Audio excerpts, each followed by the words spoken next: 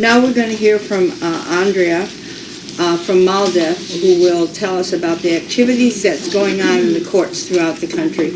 And it looks like it's really on a track to get to the Supreme Court. Thank you. Looking forward to it. Thank you, Jeanette, and thank you all for having me here today to talk about the census, which is an incredibly important issue, and I'm sure you all are very familiar with how critical the census is for a number of reasons, both with respect to representation and also federal dollars that flow into our communities for services that many Americans rely on every day. So I'm Andrea Centino. I'm the Regional Counsel of MALDEF's Washington, D.C. office. As I said before, that's the Mexican American Legal Defense and Educational Fund. We're a historic civil rights organization. We're celebrating our 50th year this year. And we have offices across the country. And in D.C., we run a policy shop focused on the federal government and then also handle a docket out of the Southeast region. And so we are one of a number of organizations bringing forward litigation to challenge the administration's addition of a citizenship question on the 2020 decennial census. There are 6 pending cases right now. They've been filed in 3 different courts across the country. There are 2 cases in New York, 2 cases in California, and 2 cases in Maryland. MALDEF has filed one of the 2 cases here in Maryland, so we have a local case. And MALDEF specifically represents more than 24 individuals and organizations that work on behalf of Latinos, Asian Americans, African Americans, and Native Americans across the country. Some of the other cases include plaintiffs who are individual voters or individual residents, or organizations who similarly work on behalf of certain communities who are likely to not respond to the decennial census if it includes a citizenship question. So all of these cases have a lot of similar claims. There are certainly constitutional claims with respect to the Enumerations Clause and the responsibility of the Census Bureau and the Department of Commerce to carry out a decennial census that counts everyone. The Apportionment Clause and the need to have an accurate count in order to have fair congressional districts across the country. An Administrative Procedure Act claim, so making sure that agency actions comply with federal law with respect to the process that agencies must go through and when they want to take some sort of action. Something that is unique for the MALDEF case, MALDEF, our clients, our named client is La Unión del Pueblo Entero, so I'll just refer to them in short as the Lupe plaintiffs. So the Lupe plaintiffs and then also the plaintiffs in one of the cases in New York brought forward equal protection claims, so that the addition, claiming that the addition of the question was designed to reduce the response rate from certain communities, those communities being Hispanic, immigrant, limited English proficient, and others. And that by doing so, you are creating an environment where these communities are going to be less motivated or fearful to fill out the decennial census form. Therefore, their communities and where they're coming from are going to have a lower count of those individuals. And so in doing that intentionally, it discriminated against our plaintiffs. In the New York litigation, Judge Furman there disposed of those claims and ruled in favor of the plaintiffs strictly on the Administrative Procedure Act claims. So those are no longer claims up in litigation in New York. They're still pending in Maryland in front of our specific judge, and so we just finished trial earlier this month, and then we just wrapped closing arguments on Thursday, so we will see whether those survive. But certainly MALDEF's, LUPA plaintiffs are the only plaintiffs who still have a pending equal protection claim in front of the courts. And then the other unique claim that we brought on behalf of LUPA plaintiffs was a conspiracy claim, which is to say that we alleged that the administration and a number of decision makers conspired with each other in order to violate the civil rights of our plaintiffs. I think that, for many of you who have been following this in the news, it's pretty clear from a lot of the evidence that there was coordination and discussion among Secretary Ross, who's the head of the Department of Commerce, Steve Bannon, who was in the White House, certainly, Chris Kobach, who is the Secretary of the State of Kansas, or the former Secretary of State of Kansas, and who is a repeat, offender, on voter suppression and also on immigration issues. So he's well known, and his agenda is well known. And then a number of other people working within either the White House or the Department of Commerce in order to figure out how to get this question on. And so there we have also alleged that it's a conspiracy within the administration in order to put the question on unlawfully.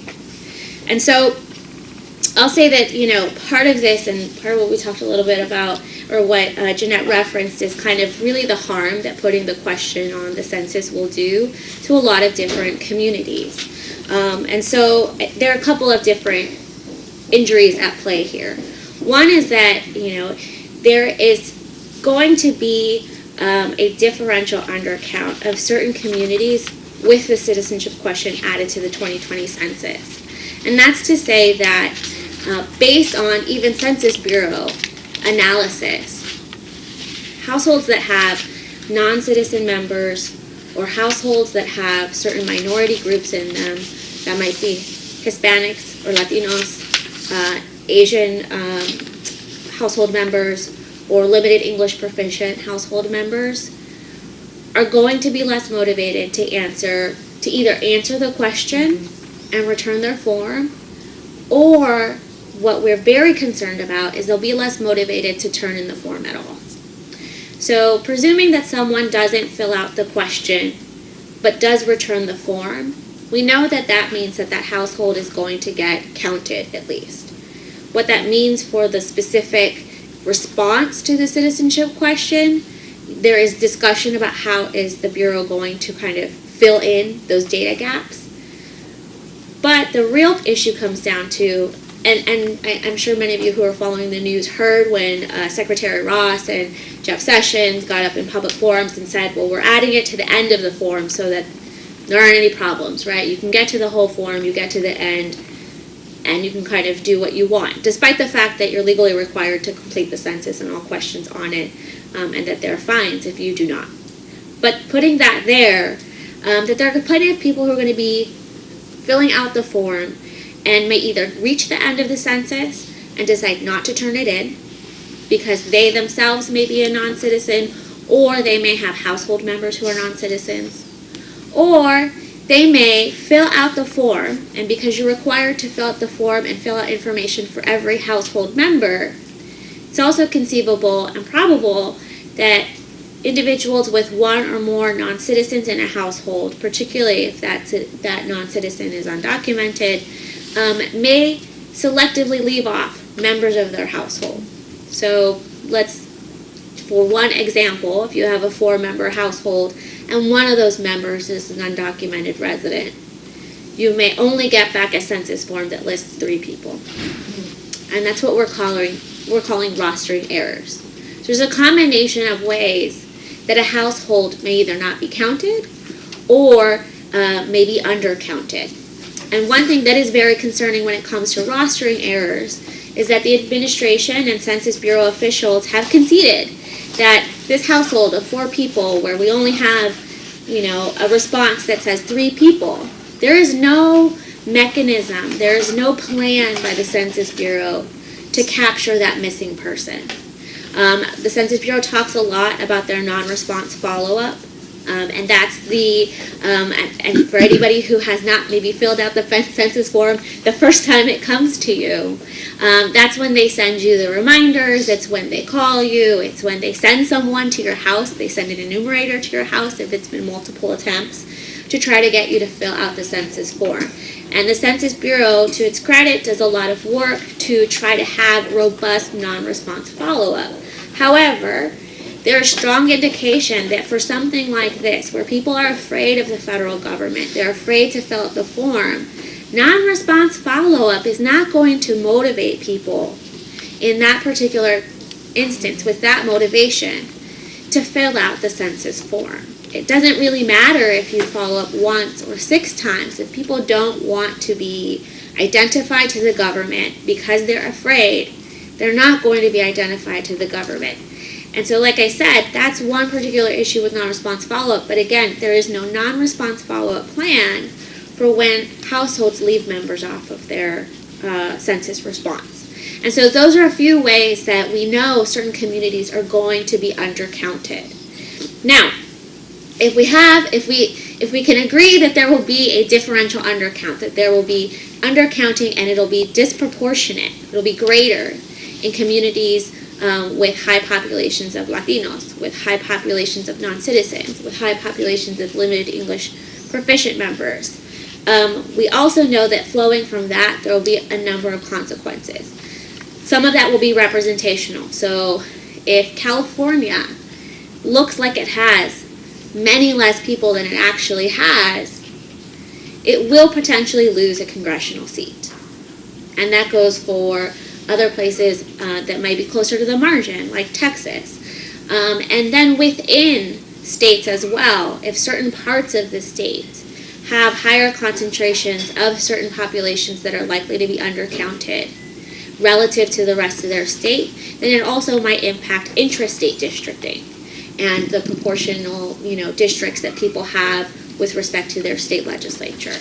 And so representation is a huge concern for our plaintiffs and for a number of organizations who are focused on this issue, because it is a threat to everybody's access to their elected official.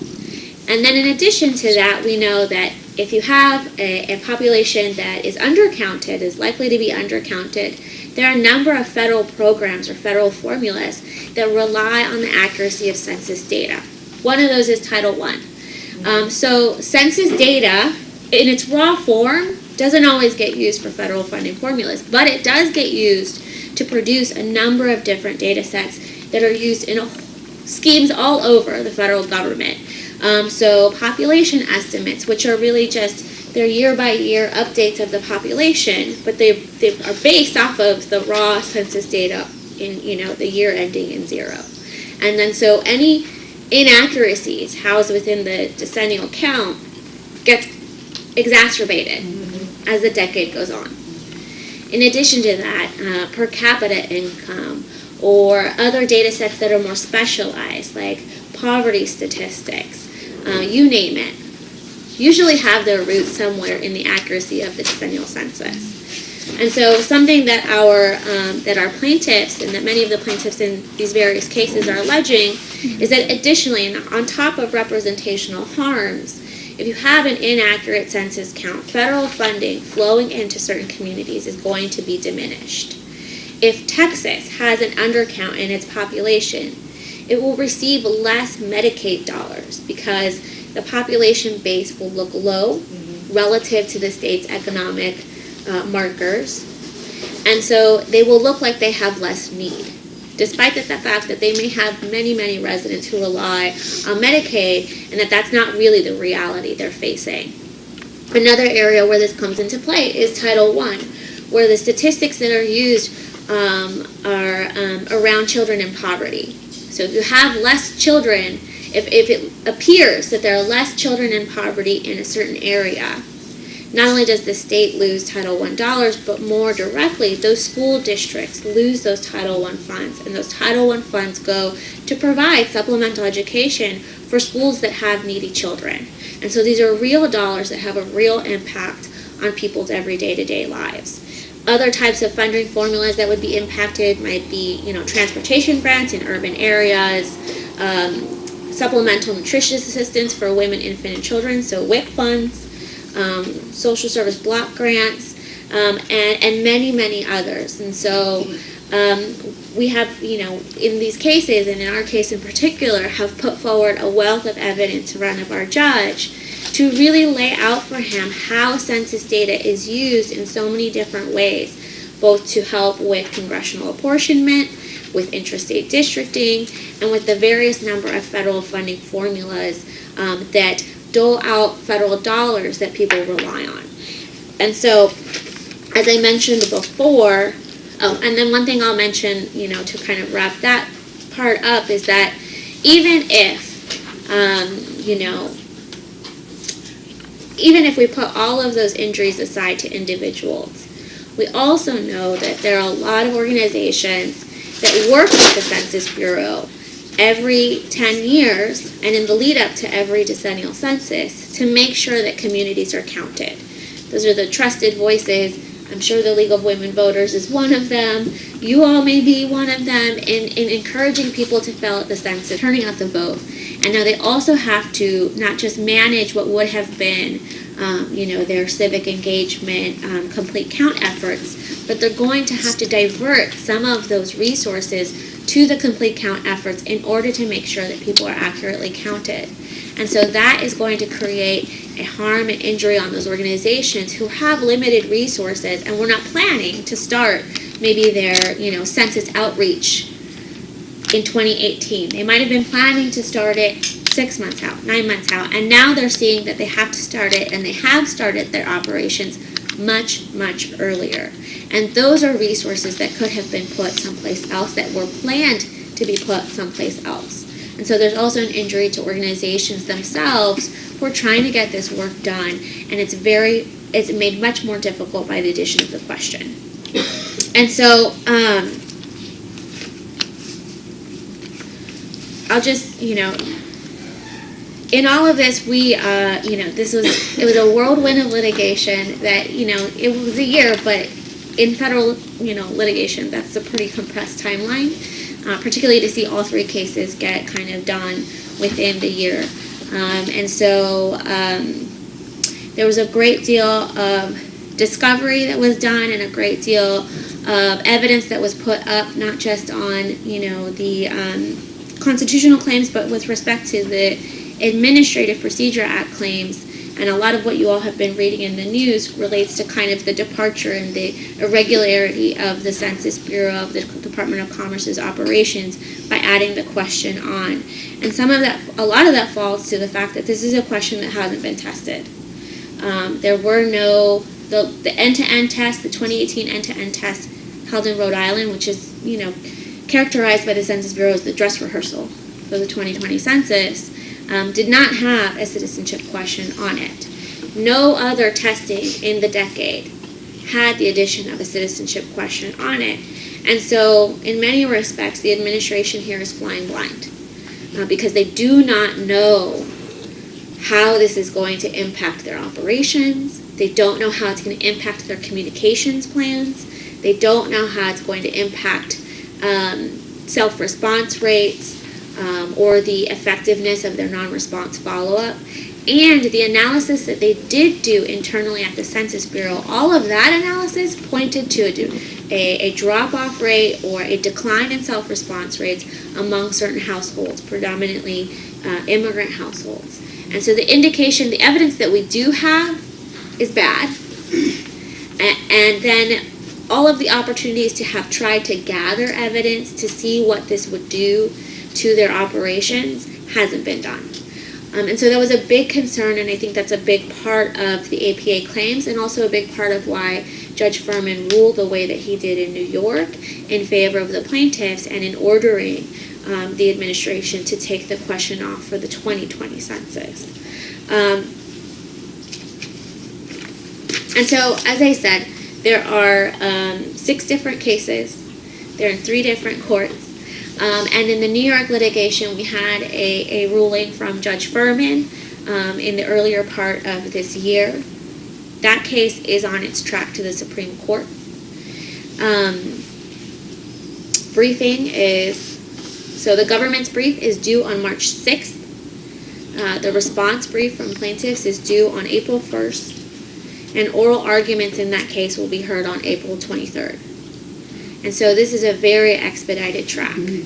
Judge Seaborg, who's the judge overseeing the cases in California, he has not issued out an order yet. He indicated when trial wrapped that he would do his best to issue out a quick decision, to hopefully maybe provide the parties the opportunity to consolidate the cases. In Maryland, as I said, we just finished our closing arguments on Thursday, but similarly, Judge Hazel there has indicated that he is very cognizant of the time constraints and the fact that this will be going in front of the Supreme Court, and he has said that he will at least try to get a decision out as quickly as he possibly can. And so there is still a lot up in the air. We do not know if that means that if, foreseeably our judges issue orders very quickly, would we potentially be consolidated? If in, the Lupe case, if our equal protection claim survived, does that provide us a separate route to the Supreme Court? There's still a lot of unknowns. But because of the timing of the census, the fact that this is happening 2020, April 1, no matter what, and the fact that the Census Bureau itself needs to know what the status of the question is so that they can complete the form, so that they can program the online form, so that they can print out forms and begin their operations in the later part of this year. It certainly means that we're going to be moving on a very fast track, and the Supreme Court is definitely aware that they have a very limited window to kind of hear these cases and issue out an opinion and decide this, at least for the 2020. And so I'll just wrap by saying, this has been a very critical time for the census and certainly for a lot of the voter engagement issues that you all care about. And it was very, I think, very frustrating and probably disconcerting to Census Bureau officials as well that this administration decided to take the very extraordinary step of concocting or building a record around a pretextual need for citizenship data at the block level in order to put this question on. If you all had paid attention to the DOJ request, which was presumably the impetus for the citizenship question, which we later found out it certainly wasn't, and that the Department of Commerce had been looking for some agency to request the addition of this question, and it found it in Jeff Sessions' Department of Justice. Trying to say that this data is needed for voting rights enforcement was certainly, I think, a slap in the face to many of our organizations and many of those individuals who have been doing voting rights work for decades. The VRA has been in place for a very long time, for decades, and it never, ever, ever has come down that that parties needed census block data, at least citizenship data at the census block level, in order to litigate their claims. This is also an administration who hasn't brought forward any voting rights cases itself, and so this pretextual need certainly is at the forefront of all of our minds, and certainly it was the motivating factor is, adding a conspiracy for 2020 are due March 15th. If any of you had commented in the previous proposed plan, certainly you would be, I think, encouraged to recirculate or redraft those in the new lens and resubmit them now that they are seeking clearance and seeking approval for their final plan. And so I'm happy to answer any questions, but I know that all of you know how important it is to have an accurate census and how much our structure, our civic structure, relies on everybody participating and being fully counted. So thank you.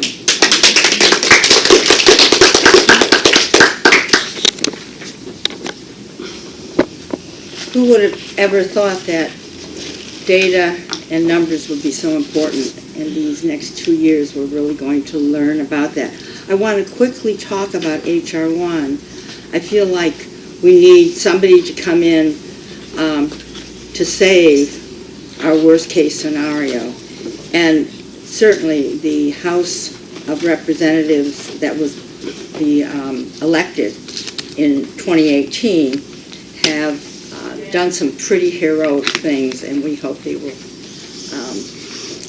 help with this situation. The 116th Congress introduced their first legislation, H.R. 1, the official title of which is For the People Act of 2019. And the purpose is to expand Americans' access to the ballot box, to reduce the influence of big money in politics, and to strengthen ethics rules for public servants and for other purposes. It was introduced by Maryland's Representative John Sarbanes on January 3rd, 2019, the first act of the 116th Congress. So it covers, it's 571 pages. In reviewing it, it covers 3 political hot areas that we're talking about today. Voting. Registrations will be made easier under this legislation. Citizens could register automatically via data from driver's license or other government sources. For federal elections, states would have to provide same-day voting registration and at least provide 15 days of early voting. Election day would be a federal holiday. Wow. You know, why was it ever chosen to be on Tuesday? Felons would regain their voting rights after finishing their sentences. Paper ballots are required for federal elections to prevent computer tampering. State chief election officers couldn't get involved in federal campaigns. The Kansas state, Kobach is his name? And failing to vote would not be grounds for taking away a person's voting registration. Under ethics, I'll try and go over this quickly because we have questions. Presidents and vice presidents would have to release their tax returns. They would need ethics plans for their transition teams and would have to file financial disclosures within 30 days of taking office.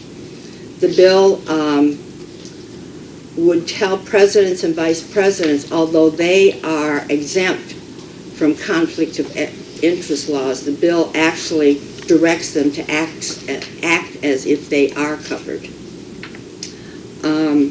Campaign finance, the issue is to disclose where money is from, prohibit foreign political money, and mandate the disclosure of big donors.